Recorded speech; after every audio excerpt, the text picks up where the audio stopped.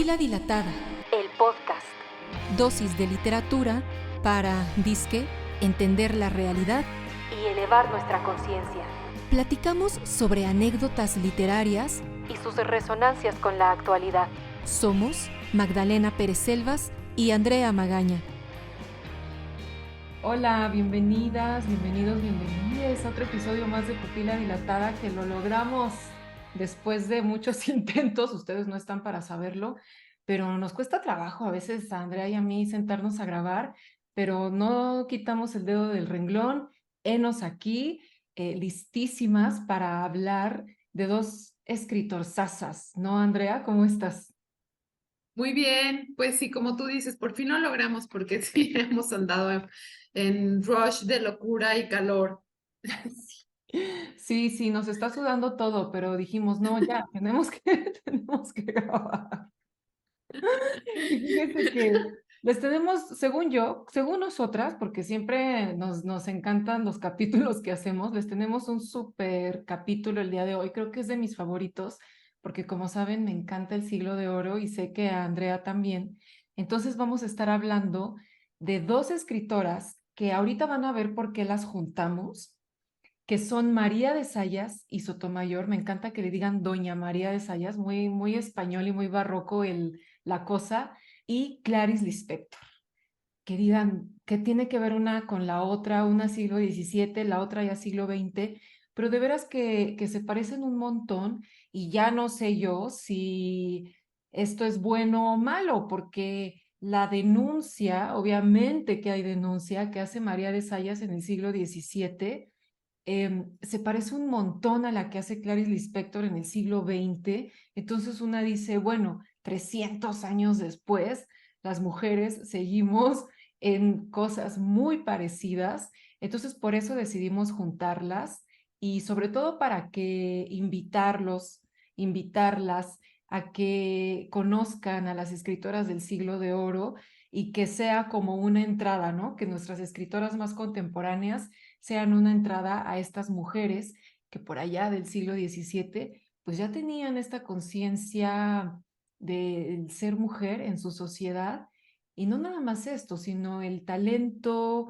y el genio y el ser artistas y el querer salir adelante en su época, el romper con los roles sociales. Eso siempre es muy fascinante. Entonces, pues nos arrancamos, ¿no, Andrea? ¿Cómo ves?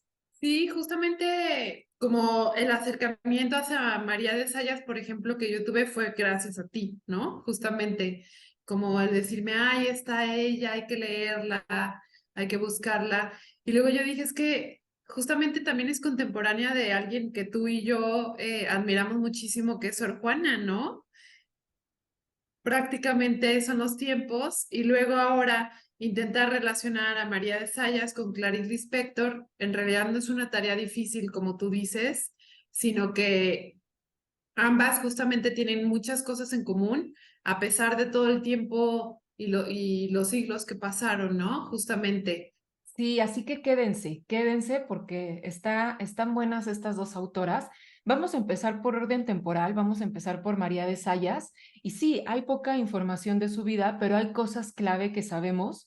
Por ejemplo, que su padre fue caballero de la Orden de Santiago, era como que tenía un puesto importante, ¿no? En el ejército del rey, era capitán de infantería. Entonces, sabemos, por ejemplo, que María de Zayas nace en una familia acomodada y no se sabía muy bien, y esto me parece interesante, Andrea, porque no se sabía muy bien su mamá quién era, porque había un error en la transcripción del apellido. Entonces, como que no sabíamos, había una laguna ahí con respecto a la madre de María de Zayas, hasta que se aclara este malentendido. Entonces, sabemos que el apellido de la madre era María de Baraza, y así se descubrió que María de Zayas era sobrina, fíjate esto, del impresor del rey. Entonces dices, ah, claro, por eso tenía contacto con libros, con librerías, con escritores, ¿no? Desde muy chiquita. Entonces esto se me hizo muy interesante, que lo pudimos saber apenas hace poco. gracias a este esclarecimiento.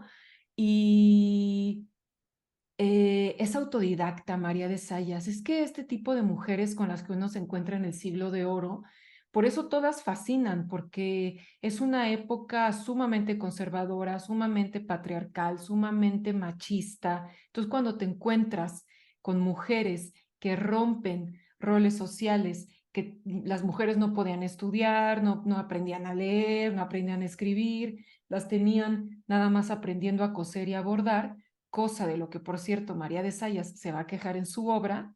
Pues tenemos a esta mujer, bueno, que sí, ¿no? Tiene el contacto directo con la cultura, con la escritura, pero pues que agarra y dice, no se conforma, ¿no? Sino que agarra y se vuelve autodidacta. Sabemos, por ejemplo, que, bueno, esto no lo sabemos bien a bien.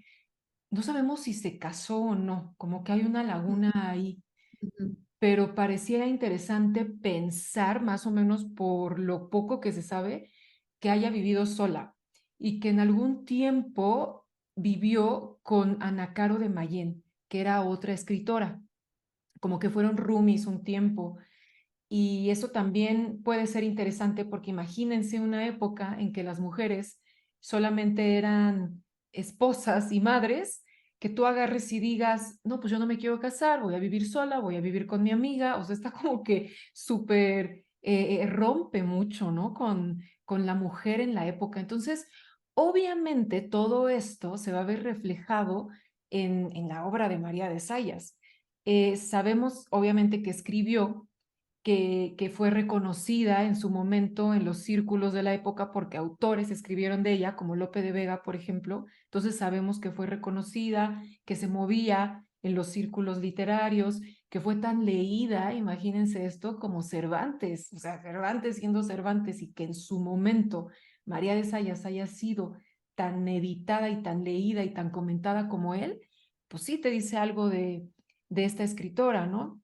Sabemos entonces que arremete contra el silencio que estaba impuesto a la mujer, que arremete contra la castidad de la mujer. Lo vamos a ver ahorita que hablemos de su obra, que arremete contra el decoro, porque sus personajes rompen con todo eso.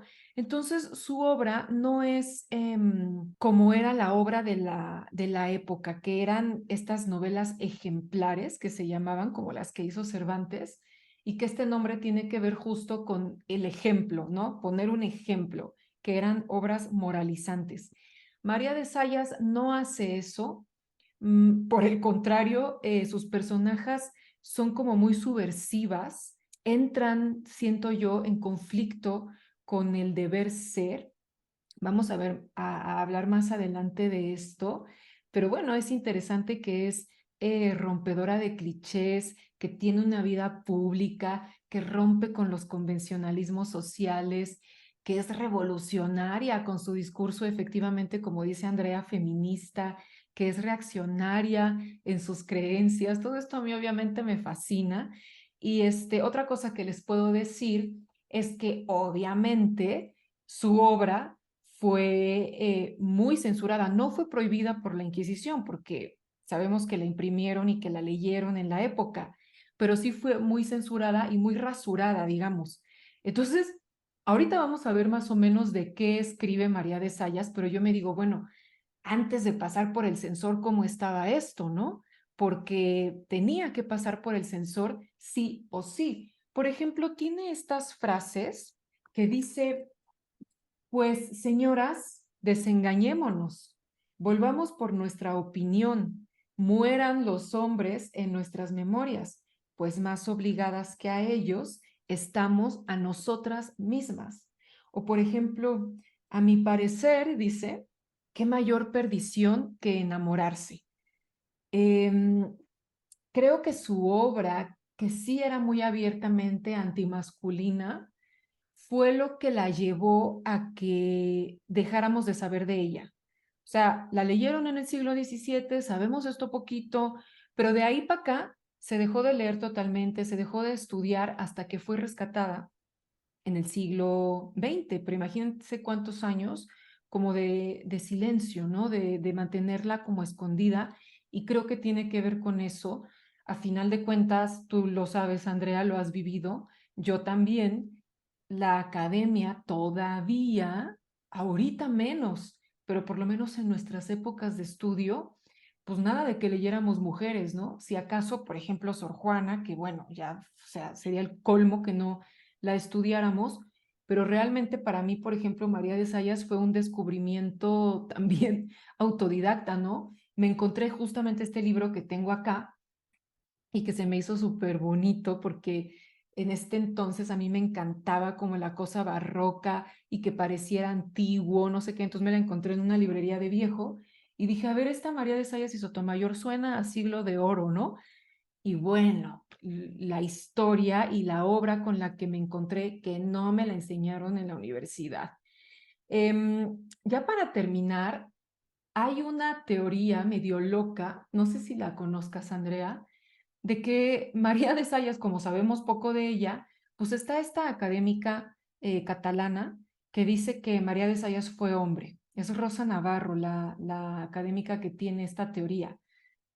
Y hace un estudio pues más o menos minucioso de por qué fue hombre e incluso localiza al posible autor, pero me parece un poco errado, la verdad, ahorita vamos a ver por qué, y básicamente lo que les puedo decir es, María de Sayas tiene una conciencia de lo que es ser mujer en el siglo XVII y hace esta denuncia y hace esta defensa y esta queja, y no, yo no creo que un hombre tuviera la claridad de por lo que estaban pasando las mujeres, entonces me parece un poco descabellado, pero se los dejo ahí.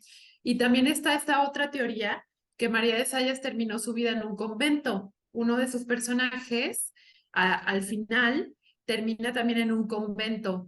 Y dicen que pues ese fue quizás el destino final de María de Sayas, terminar en un convento. Sí, claro, ahorita que hablemos de la obra, vamos a ver por qué. ¿Por qué este final y lo que significa? Porque es muy interesante. Cuéntanos, Andrea de Clarice Lispector, y en qué se parece, si es que tú has encontrado, que según nosotras sí, ya nos contarán los lectores y las lectoras, a María de Sayas. Bueno, para mí, para empezar, a mí Clarice Lispector es una de mis escritoras como predilectas, ¿no? Y quisiera decir cuál es su nombre con el cual nació, que es Chaya Pinhasivna Lispector, que es conocida como Clarice Lispector, y el Chaya se cambió a Clarice porque, bueno, ella tuvo que salir, nació, es una escritora ucraniana, ahorita es considerada como ucraniana brasileña, de origen judío. Bueno, ella nació en 1920 justamente y estaba pues toda la situación y los conflictos en Europa y ella tuvo que salir y venirse junto con su familia, siendo muy niña, creo que tenía 5 años y terminó viniéndose a Brasil, ¿no? Y ya, bueno, en Brasil, y esto a mí me encanta como un poco que hablemos o platicarles sobre la vida pues de su familia, que fue una historia de persecución y de huida. Su casa fue arrasada tras la revolución bolchevique y justamente pues su pueblo fue invadido, ¿no? Y asesinaron a su abuela y también se dice que su mamá fue violada por soldados rusos y contrajo la sífilis. Cuando ella todavía no nacía, cuando sucedió esto, ya habían nacido sus 2 hermanas y justamente Clarice nace como con esta expectativa o creencia que se tenía que si se embarazaba la mamá, pues la sífilis iba a curar.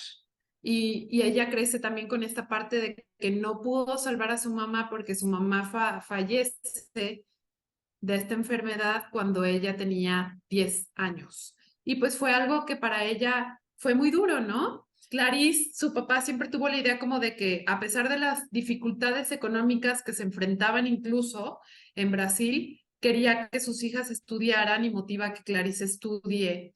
Y Clarice pues estudia, empieza a escribir, trabaja en periódicos, luego se casa y su esposo tenía como un puesto diplomático y estuvieron viajando por Europa, le toca regresar a Europa justo en la Segunda Guerra Mundial, le toca hacer como un poco de enfermera, como que regresa a vivir todo esto.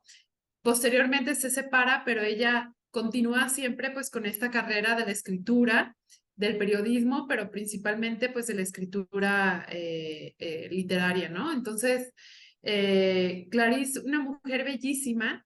Hay una entrevista, creo, yo nomás he encontrado una entrevista de ella y es, o sea, sale como súper seria. La pueden encontrar ustedes de manera libre, está en YouTube. Si ponen entrevista a Clarice Lispector, ahí les va a aparecer.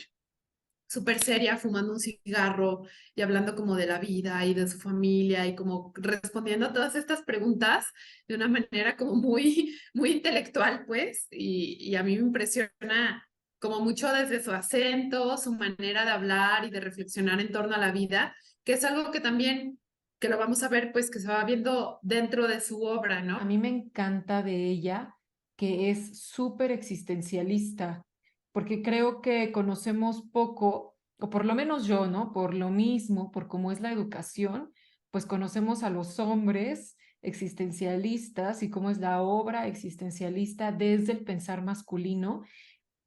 Y creo que Clarice Lispector tiene también sus angustias existenciales, pero desde la conciencia del ser mujer. Y creo que ese es uno de los grandes paralelismos que tiene con María de Sayas, esta conciencia de ser mujer, o sea, María de Sayas ser mujer en la sociedad que le tocó vivir y Clarice Lispector ser mujer, punto, ¿no? O sea, ya como por la época y todo, ya es como una conciencia del ser, como más, vamos a decirle, psicológicamente profunda, digamos, pero sí, eso me parece fascinante. Fíjense que en este capítulo decidimos no grabarles capsulitas porque de repente nos gusta leer un montón de fragmentos y para que no se nos vaya mucho el tiempo, no los leemos todos, pero ahora le digo a Andrea, ¿por qué no en vez de cápsula leemos todos los fragmentos que queramos? Entonces, les vamos a estar leyendo ahorita en esta parte que entremos ya a la obra. Ya luego también, nada más quiero agregar un último detalle de Clarice, que es como otro dato curioso justamente, que Clarice se quedó dormida fumando, era fumadora, y se incendió su cama y tuvo quemaduras súper graves y prácticamente perdió la mano derecha y fue algo que ya la marcó como hacia el final de sus años, ¿no? Entonces también, pero aún así siguió escribiendo, no sé cómo, pues logró publicar sus últimas obras antes de morir, bastante joven de un cáncer, pero, pero sí, o sea, ninguna de las dos autoras, tanto como María como Clarice, tuvieron la vida fácil y se enfrentaron pues a las dificultades de su tiempo, ¿no? Ujú. Sí, que creo que como mujeres escritoras, pues siempre las hay, todavía hoy en día, pero bueno, en eso estamos. Oigan, pues la obra de María de Sayas, como su vida, es muy interesante. Ay, sí, como su vida, como si conociéramos mucho, lo poco que conocemos de su vida, ¿no? Y que podemos intuir gracias a la obra. Para empezar, les quiero contar que obviamente es una autora 100% barroca. Les quiero leer esta cita de cómo ella describe el lenguaje barroco para describir un anochecer. Dice, quedaron avisados que al recogerse el día, de escoger la noche el negro manto, luto bien merecido por la ausencia del rubicundo señor de Delfos, que por dar a los indios los alegres días, daba a nuestro hemisferio con su ausencia oscuras sombras. Todo eso para decir simplemente anocheció. Y su obra, Novelas ejemplares y desengaños amorosos, está dividida en dos partes. La primera es esta parte de las novelas amorosas y ejemplares, en donde hombres y mujeres van a hablar, a discurrir acerca del amor en la mujer. La segunda parte, que sale unos 10 años después más o menos, que son los desengaños, que es la parte que a mí más me gusta, porque me parece que las personajes tienen un mejor desarrollo psicológico y además, en esta segunda parte, ya solo van a hablar las mujeres. Los hombres pasan a ser los personajes pasivos, como lo fue mucho tiempo la mujer hasta este momento incluso en el que María de Sayas escribe, ¿no? Entonces ahí ya estamos viendo una diferencia importante. Y bueno, ¿qué es lo que pasa? Que se reúnen hombres y mujeres en una noche a un sarao, que le llaman.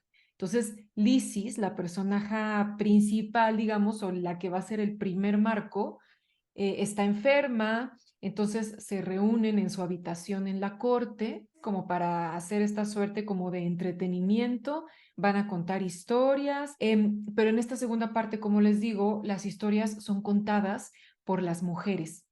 Y obviamente uno de los tópicos obvios del momento, pues es el amor, ¿no? Y es además el amor platónico, el amor idealista, pero ahorita vamos a ver la diferencia con lo que se venía escribiendo.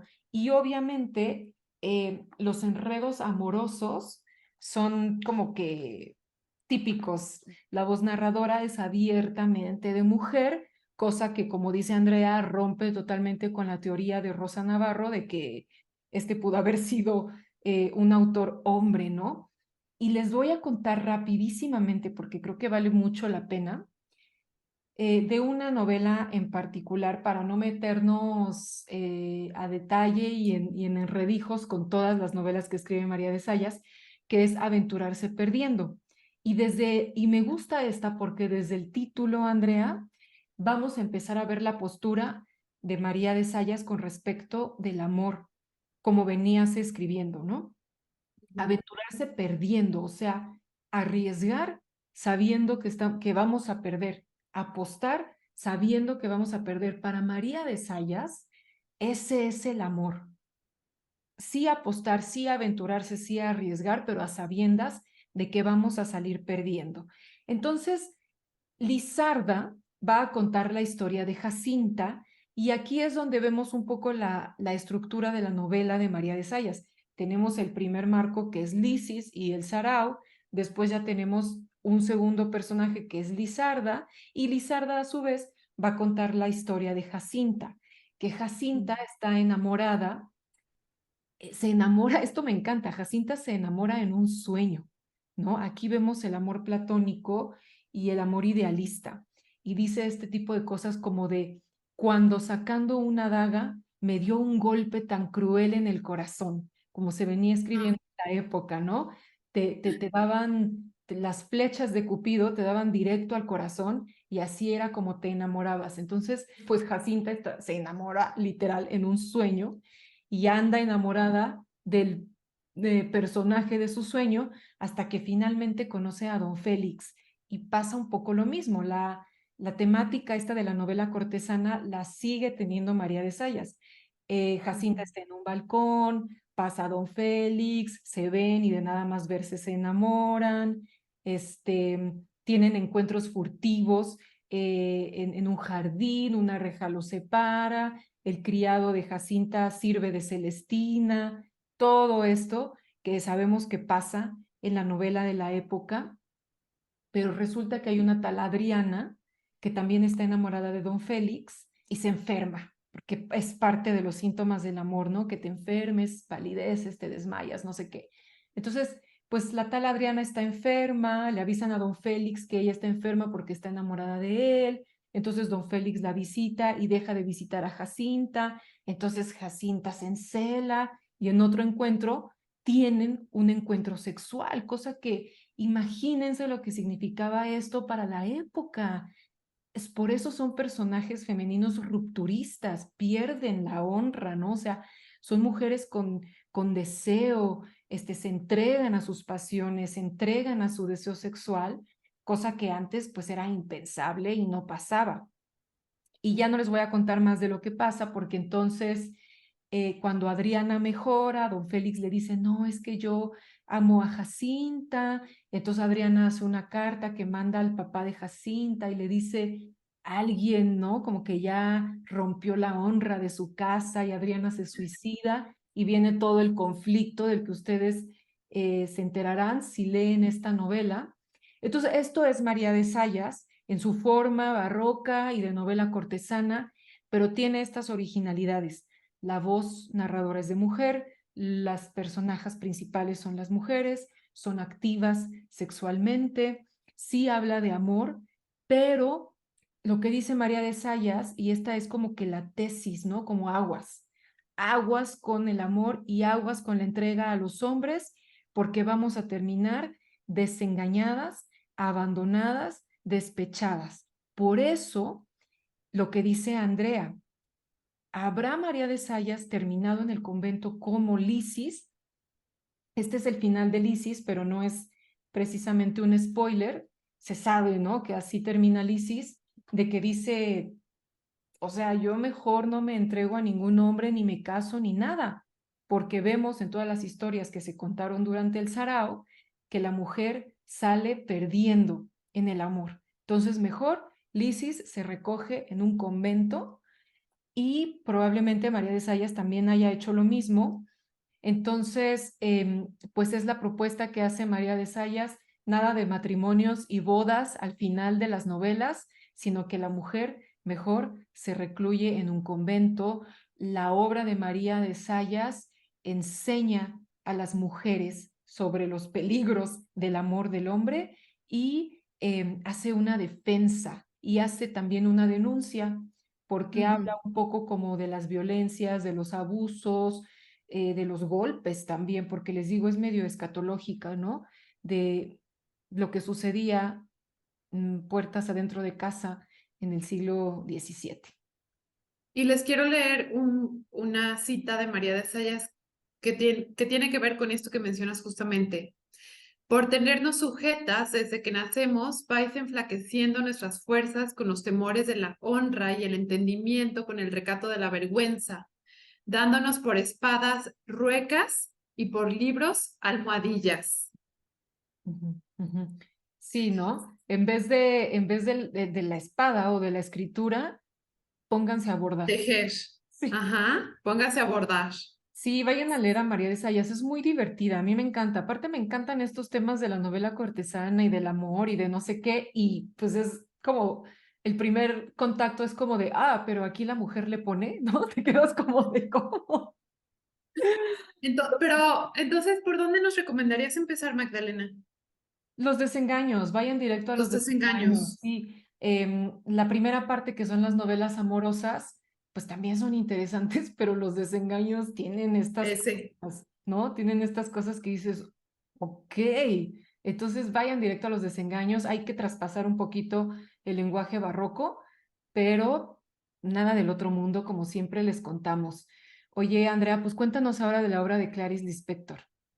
Bueno, pues Clarice, pues también fue una escritora bastante prolija y justamente dentro de su obra, en un principio, ella intentó cuando era joven enviar algunos cuentos para que la publicaran como en la categoría infantil y no quisieron publicárselos porque justamente ya veían que iba como hacia otros temas que no tenían nada que ver con esa categoría, ¿no? Sus personajes también son femeninos, son personajes y están pues en una búsqueda constante de encontrar su lugar en el mundo, ¿no?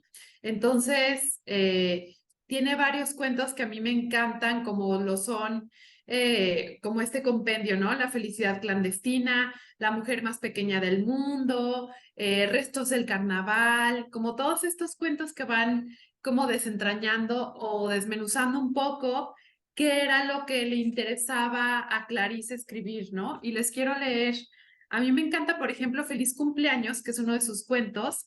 Feliz Cumpleaños trata sobre esta matriarca, esta abuela que está siendo celebrada, creo que cumple 80 y tantos años, y toda la familia que de repente no se ve, como pasa en muchas familias en México también, ¿no? Que la familia no se ven algunos, no se hablan entre unos hermanos y todos, pero bueno, como le van a celebrar a la abuela, pues ahí va todo mundo a la celebración, ¿no? Y la abuela, en realidad, pues todo mundo le ignora, es así como, ay, felicidades abuelita y ya, ¿no? Y la señora ahí está callada, sentada, y todo el mundo está con su relajo alrededor, que yo he visto fiestas así. A ver, ustedes intenten recordar, ¿no? Y ahí está la abuela callada hasta que en una de esas la abuela dice, dame un vaso de vino, ¿no? Así como enojada y de súbito, y ya estoy leyendo, se hizo el silencio, cada cual con su vaso inmóvil en la mano. Abuelita, ¿no le va a hacer daño? Insinuó cautelosa su nieta rechonchi bajita. ¿Qué abuelita ni qué nada? Explotó amarga la cumpleañera. váyanse al diablo, bola de maricones, cornudos y putas. Dame un vaso de vino, Dorothy, ordenó. Dorothy no sabía qué hacer, los miró a todos pidiendo cómicamente auxilio y ya así sigue, ¿no? Esta abuelita que era la abuelita así como toda seria y toda, se hartó, ¿no? Se hartó de que ahí estuviera todos los hipócritas, toda su familia diciendo cosas, presumiendo, peleándose, los nietos corriendo, que ya estaba cansada y luego el pastel y ella decía, ¿la cena dónde está? Que no vamos a cenar, pensaba la señora, ¿no? Entonces a mí me parece que como muy cómico, pero al mismo tiempo es una crítica muy aguda a estas familias y a la sociedad, ¿no? Justamente describe el ambiente familiar de una manera muy divertida, pero al mismo tiempo, como les digo, muy crítica, muy crítica, ¿no? Otro cuento que a mí me encanta, que también les recomiendo que lean, es La imitación de la rosa.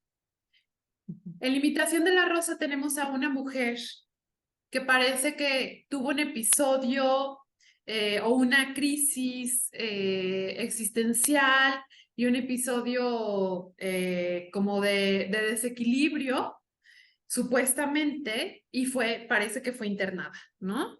Pero ella está intentando llevar una vida normal, intentando vivir esta utopía de la casa perfecta y la familia y el esposo que llega de trabajar y ella está vestida de una manera espectacular y que luego van a ir a una cena donde va a estar una pareja de amigos y ella se tiene que comportar como a la altura y no tiene que tener como estos episodios de repente como de ansiedad y de angustia que le llegan, ¿no? Y pues en realidad es una crítica como a decir a esto típico de que, ay, pues estás loca, medita, ay, estás loca, tómate un vaso de leche, ¿no? Así como que el doctor le decía, mira, tú no tengas esos pensamientos, si tú todos los días sigues esta rutina y te tomas tu vasito de leche y todo va a estar bien, ¿no?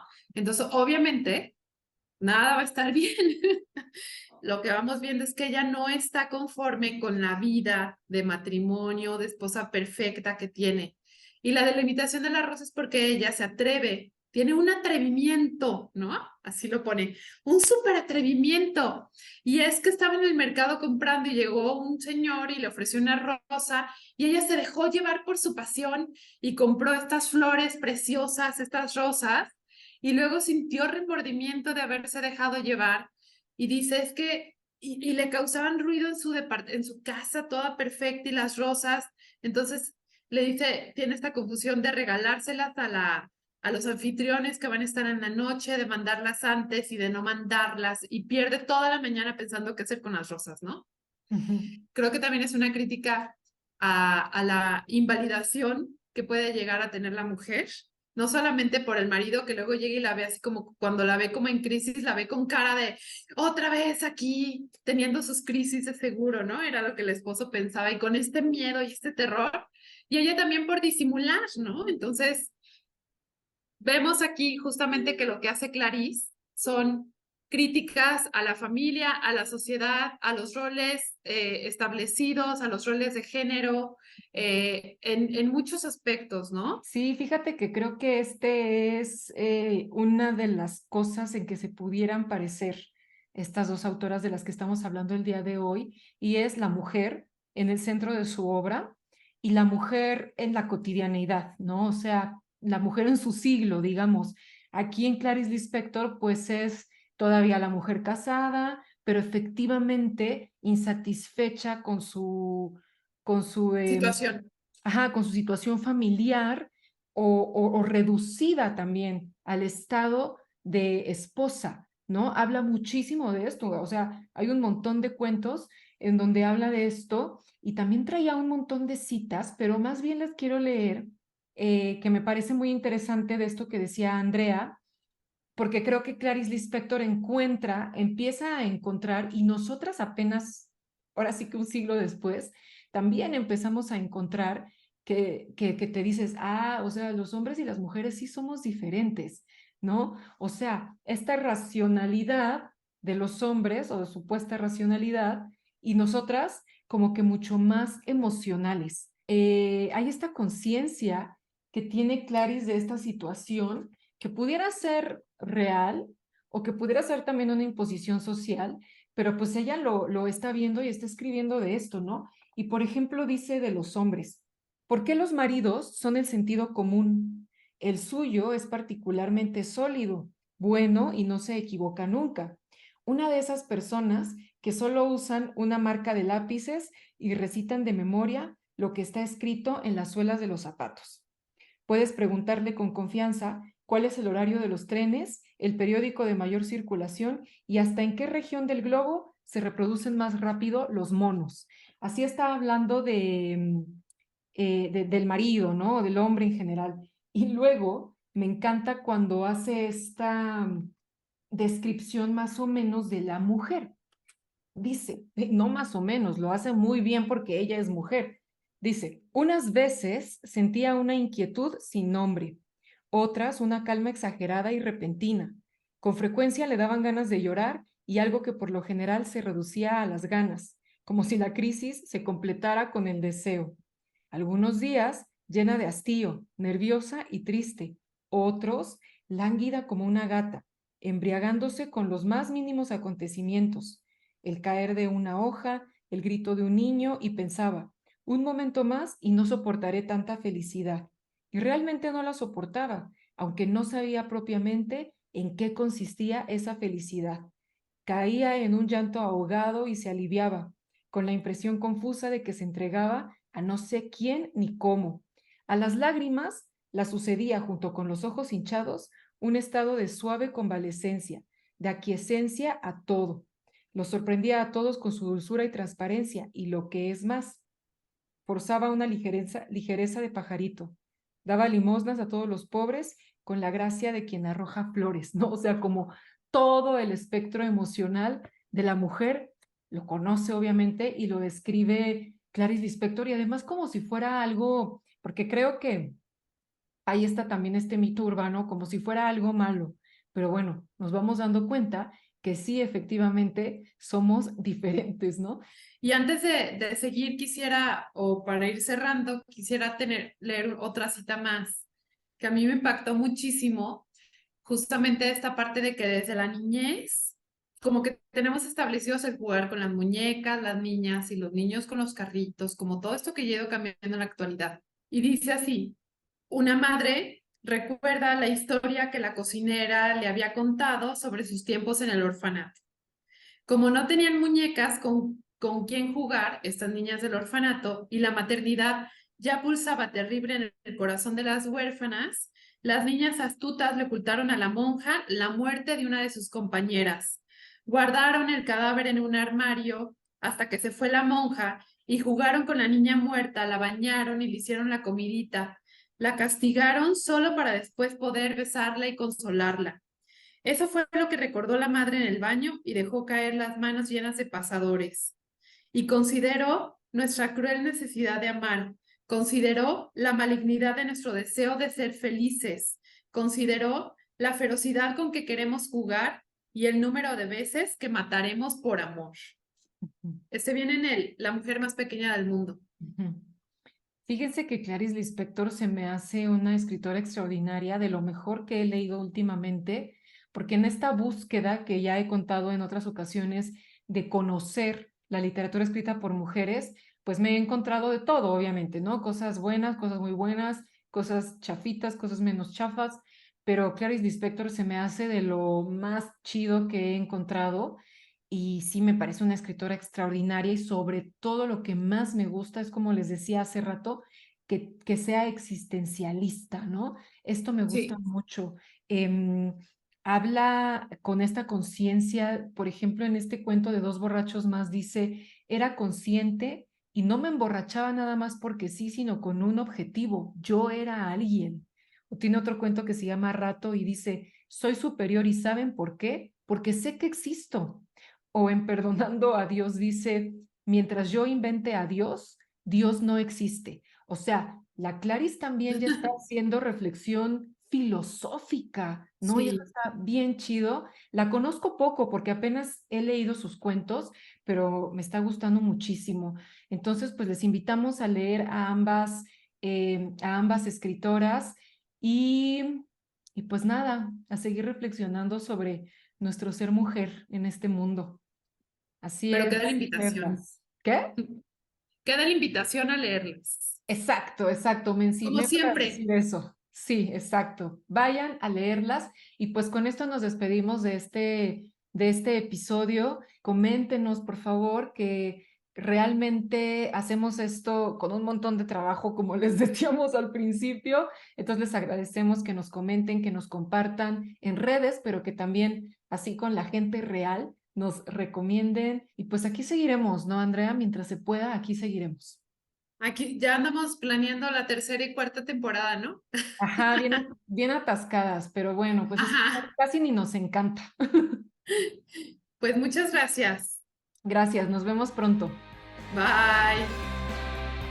Si te gustó este episodio de Pupila Dilatada, compártelo. También te invitamos a que nos sigas en redes sociales. @soy Magdalena y @la tertulia de Minerva.